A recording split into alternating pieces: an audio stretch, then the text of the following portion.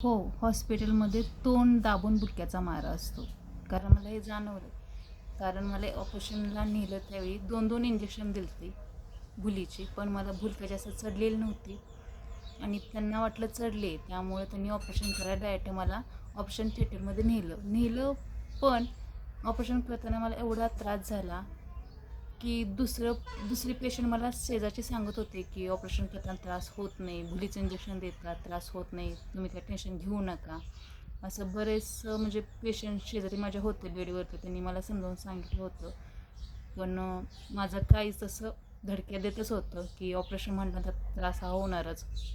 पण आजपर्यंत मला माहिती नव्हतं की डोळ्यामध्ये सुद्धा आपल्या शरीराला जखम झाल्यानंतर कसे टाके घेतात, तसं डोळ्यामध्ये सुद्धा टाके घेतात, असं मला माहिती नव्हतं. पण ज्यावेळी स्वतःवर आली वेळ ती, तेव्हा माहिती पडलं की डोळ्यामध्ये सुद्धा टाके घेतात आणि बरेचसे टाके माझ्या डोळ्यामध्ये पडलेत. आणि व्हिडिओ काढते मी, असं समजू नका मी व्हिडिओकडं बघते, कारण मी गॉगलच्या चष्म्याच्या आतमध्ये डोळे माझे पूर्णपणे बंद आहेत. फक्त व्हिडिओ चालू करताना तेवढं पाहिलं होतं आणि व्हिडिओ आता डोळे झाकूनच मी तुमच्यासोबत बोलते, जे माझ्या मनात आहे ते तुमच्यासंग मी शेअर करते.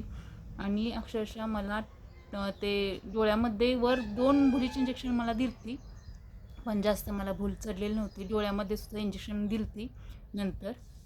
आणि ऑपरेशन करताना किंवा ते कट मारताना किंवा ते टाके घेताना खूप त्रास झाला. आणि ते मी जे थोडं ओरडायला लागले की लगेच म्हणायचे, "ए आवाज मत निकालो, ऐसा क्यों आवाज निकाल रे ऐसे." म्हणजे ते हिंदीमध्ये डॉक्टर मला बोलत होते, तरी पण मी तोंड माझं दाबून धरत होते. म्हणजे जेवढं सण होतं तेवढं मी सहन करत होते. सुद्धा आतून हृदयातनं ते आवाज निघतच होता इवळल्यागत, कारण खूप त्रास होत होता मला.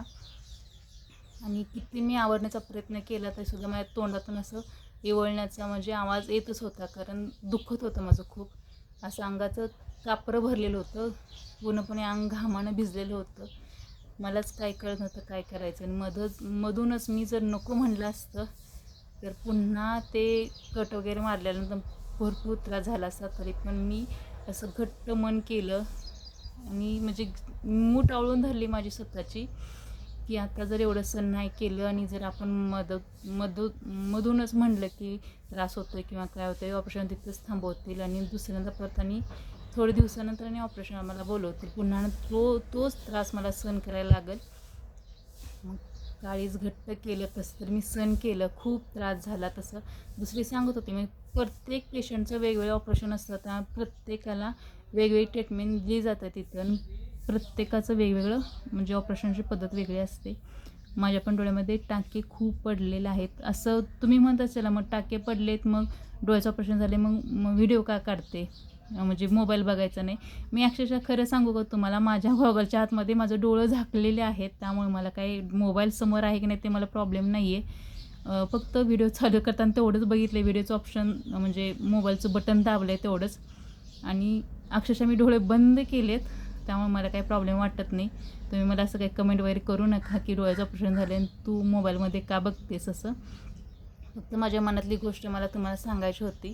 माझे अक्षरशः डोळे बंद आहेत, त्यामुळे मला काही त्रास होत नाही आहे. आणि फक्त बंद करा तेवढं मी तर डोळे उघडणार आहे, म्हणजे मला काही त्रास होणार नाही आहे. आता आहे माझी तब्येत बरी. खरं त्यावेळी एवढं बेकार अवस्था झाली होती माझी की कुणाला सांगू बी शकत नाही. ती म्हणतात ना, तोंड दाबून बुक्क्याचा मारा, तसं हॉस्पिटलमध्ये कामं आहेत आणि त्यांना काहीच फरक पडत नाही. त्यांची ती कामं करत जातात डॉक्टर लोक. तर पेशंटला मानसिक स्थिती पण घटगंभीर करायला लागते. माझ्यासारखं हलक्या काळजाचा माणूस दवाखान्यात म्हणजे हॉस्पिटलमध्ये जाऊच नये. लय म्हणजे लय बेकार अवस्था होते. मला 2-2 इंजेक्शन दिली ती भुलीची, खालून आणि वरून असं दाबून धरून. त्यावेळेस मी भरपूर ओरलेले होते, कारण इंजेक्शन सिरिंज डोळ्यामध्ये घालायचे म्हटलं तर खायचं काम नाही, 2-2 ते पण. मला वाटलं आता भूल चढलेली आहे आणि मला ऑपरेशन करताना काही त्रास होणार नाही, कारण खूप खूप खूप त्रास झाला. मला अक्षरशः असं वाटत होतं की मरत्या का जगत्या असं वाटत होतं मलाच काही कळत नव्हतं त्यावेळी. खरं आता जरा तब्येत बरी आहे.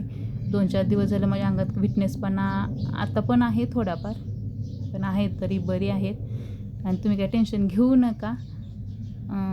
पूर्ण व्हिडिओ वॉचिंग करा. आणि इथंपर्यंत व्हिडिओ तुम्ही बघितला असेल तर प्लीज थँक्यू, तुमचं म्हणजे मनापासून धन्यवाद आहे. इथंपर्यंत तुम्ही माझा व्हिडिओ बघितला आणि एवढा छान सपोर्ट दिला, छानशी कमेंट करा. तुम्ही काही टेन्शन घेऊ नका. तुमची दाजी माझी खूप आईसारखी सेवा करतात. 2-4 दिवस जरा घरी येऊन तर त्यांनी सगळं धुणं भांडी स्वयंपाक सगळं त्यांनी केलं. त्यांनी आजपर्यंत कुठलंही असं काम केलं नाही. कारण माझ्या डोळ्यात इन्फेक्शन होईल कशाच तर म्हणून. कारण महिनाभर डोक्यावर आंघोळीसुद्धा करायची नाही. फक्त साफसफाई करून घ्यायची. तोंडावर पाणी शिंपडायचं नाही. आपला हात डोळ्याला लावायचं नाही. त्याला वेगळं लिक्विड कापड आहे ते कॉटन आहे त्यानंच डोळा सगळा साफ करायचा. चेहरा सगळा साफ करायचा. बाकी खांद्यानं वगैरे आंघोळी करू शकतो आपण.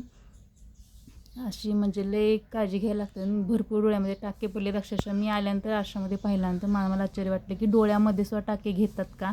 तर हो, डोळ्यामध्ये सुद्धा आपल्या शरीराला कशी टाके घेतात जखम झाल्यानंतर तशी डोळ्यामध्ये टाके पडतात.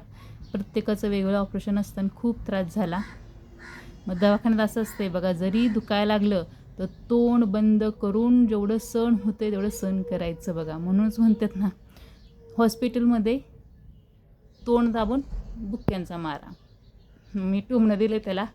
तुम्हाला कसं वाटलं माझं टोमणं नक्की मला कमेंट करून सांगा.